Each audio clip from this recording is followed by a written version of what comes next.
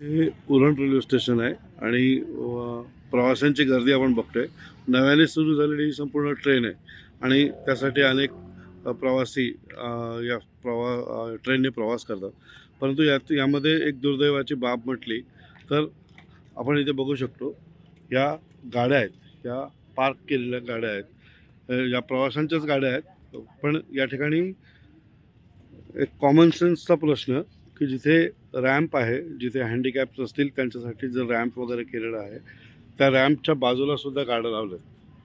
त्या गाड्या लावण्याची पद्धत आहे आपली, ही लोकांना शिस्त कधी कळणार हा मोठा प्रश्न आहे. ही पद्धत आहे, ज्या ठिकाणी प्लॅटफॉर्मवरती किंवा तिकीट काउंटरला येण्याची जागा आहे तो हा स्पॉट आहे. पण अवस्था बघा या सगळ्या परिस्थितीची. ही सगळी परिस्थिती आहे. सगळ्या गाड्या या ठिकाणी पार्क केल्यात. दुसरं चित्र जर पाहिलं तर पाठीमागे आपण आणखीन एक चित्र बघू शकतो, ज्यामध्ये हे चित्र दिसते, जो मधला ओपन स्पेस आहे, जिथे गाड्या येण्या जाण्यासाठीचा मार्ग आहे, त्या ठिकाणीच गाड्या लावल्या जातात. या अशा गाड्या लावलेल्या आहेत. पार्किंग बाजूला आहे, पाठीमागचा पार्किंगचा प्लॉट पूर्णपणे खाली आहे.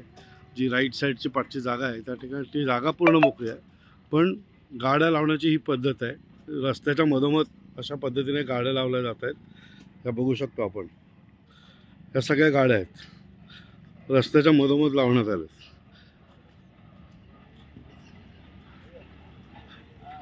एखादी दुर्घटना झाली तर नेमकी या ठिकाणी कशा पद्धतीने गाड्या येतील, आत बाहेर करतील, या गाड्या लावण्याची ही पद्धत सगळी आपल्याला बघायला मिळते.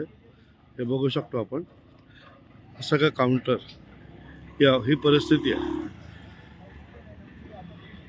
मित्रांनो, एकच सांगेन की थोडीशी शिस्त पाळा. गाड्या या बघू शकतो आपण इथे. कुठेतरी शिस्त पाळण्याची गरज आहे.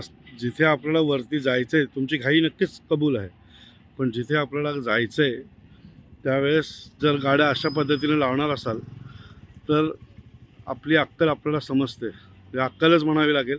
कारण जर आपल्याला कळत नाही की गाडी कुठे पार्क करायची, जिथे पार्किंग दिलं आहे तिथे गाडी जर आपण वरती प्लॅटफॉर्मवरती किंवा तिकीट काउंटरला जाण्यासाठीच मार्ग ठेवत नसेल तर आपल्यासारखे बेशिस्त कोणीच नाही आहे.